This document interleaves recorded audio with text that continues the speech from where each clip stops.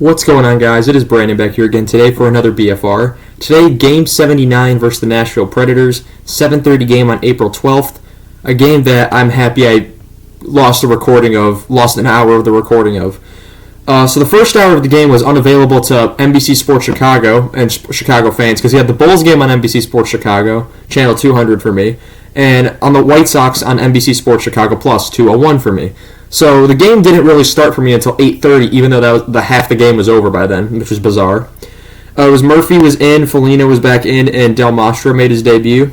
The score, Nashville wins 5-1. The Hawks dropped to 23, 51, and 5. The only thing saving grace is that they're not worse than the 16-17 Colorado Avalanche.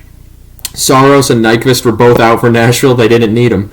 Beauvillier returns to Chicago, his first game back. Shots were 40-26 Nashville. Hits were 22-12 Chicago. Faceoffs 33-22 Nashville. Power play, Chicago goes 1 for 4, and Nashville is perfect, 3 for 3. Soderblom saves 35 out of 40. Lankinen, the former Blackhawk, saves 25 out of 26.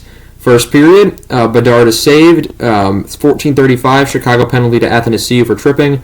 14:07, Forsberg just throws it at the net, and it goes off the post and in, and Philip Forsberg with his, I believe that was his 44th on the season, from Evangelista and Novak to make it 1-0. 4:49, Nashville penalty to Fabro for roughing, which would be killed. 57 seconds, Nashville gets another goal. It's a rebound from Kiefer Sherwood, his 10th of the season, from Luke Schenn, and the third generation, I could assume, of Stastny brothers. I think Spencer Stastny, I believe it was. So 3 generations of Stastny brothers is pretty interesting in the NHL. It's like the Sutter brothers almost. Second period, 1927. It's a Nashville penalty to Yossi for tripping, which would be killed. There's a failed clearing at 14:38 that leads to a Nashville 5-hole goal. It's Philip Forsberg with his second of the game, 45th of the season, unassisted to make it 3-0 off the turnover.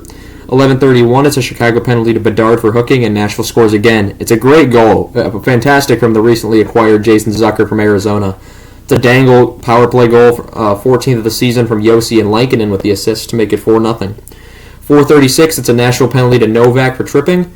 4:07, it's a Nashville penalty to Sissons for hooking. It's a 5-on-3 for 1:29 seconds, and Hawks score on it. It's a power play one-timer goal for Philip Kurashev.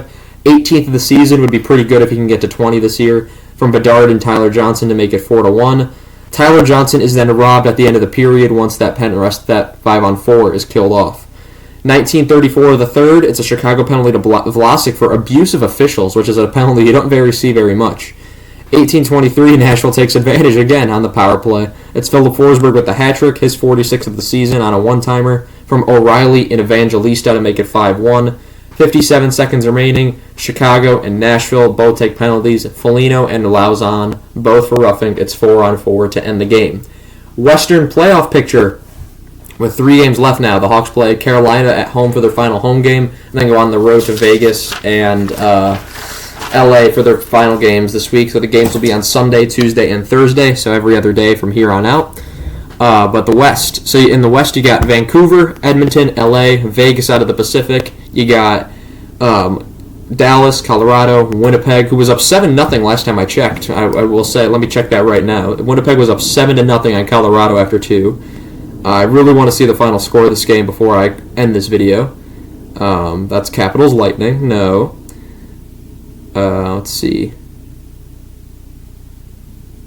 Final score ended up being 7-0 Winnipeg, so I'm not sure if the Avalanche are still in second place, but Colorado, Winnipeg, and Nashville getting in those spots. Islanders losing over in the shootout today to the Rangers. I was watching that game at work, as Dallas-Seattle I was also watching. Panthers and Sabres are tied. Flyers are up on the Devils. That's good for them.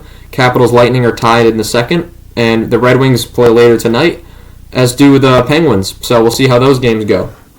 What playoff implications there. My screen is frozen now, so I'm going to end the video here. Thank you guys so much for watching this video, and I shall see you guys in the next one. Have a good one.